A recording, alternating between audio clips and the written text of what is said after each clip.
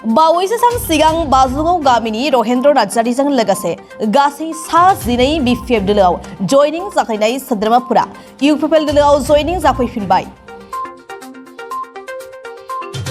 बावैसो सान सिगां जमदुवार बियाबनि सिङाव थानाय बाजुगाव गामिनि रहेन्द्र नार्जारीजों लोगोसे गासै सा 12 बिपिएफ दोलोआव जयनिं जाफैनाय सोद्रोमाफोरा दिनै इउपिपिएल दोलोआव जयनिं जाफैफिनबाय।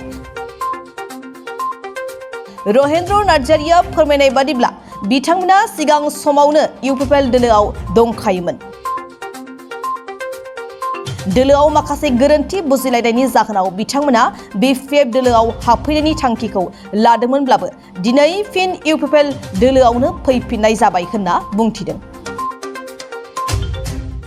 रहेन्द्र नार्जारी गामिनि मुङा एक नं बाजुगाव। सिगाङाव नोंथाङा मा दोलोआव दंमोन?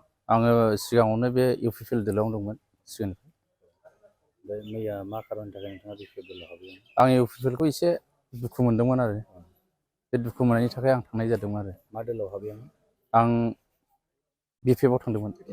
दिनै मा दोलोआव फैफिनखो? आङो आरो बेक जाफिनबाय आरो बे इउपिपिएलआवनो। मानि थाखाय? मा खारन माने बिदिनो गावनि फुरानाखौनो मोजां मोनफिननानै आरो फैफिननाय जादों आरो। साबेसे थाङामोन नोंथाङा? जोंसो 12 जन थांदोंमोन। 12 जन। गासैबो दिनै फैफिनजोब्बाय? फैफिनजोब्बाय। नोंथांमोननि गेजेराव माबा मोनसे जादोंमोन ना जायनि थाखाय नोंथांमोना बिपिएफखौ नागारनानै सानसेनि गेजेराव फैफिनबाय? बेयाव थांफिननाया थांनायनि माबाया जाहैबाय आरोखि आं एसे गावजों गाव बेबायदि एसे जालायखायो माने एसे दुखु मोनलायनाय जायो। दा जों बेफोरखौ जेबो बुंलायनो सानलायनो नांफिनला आरो दा आं बेखौनो बेक जाफिनबाय आरोखि।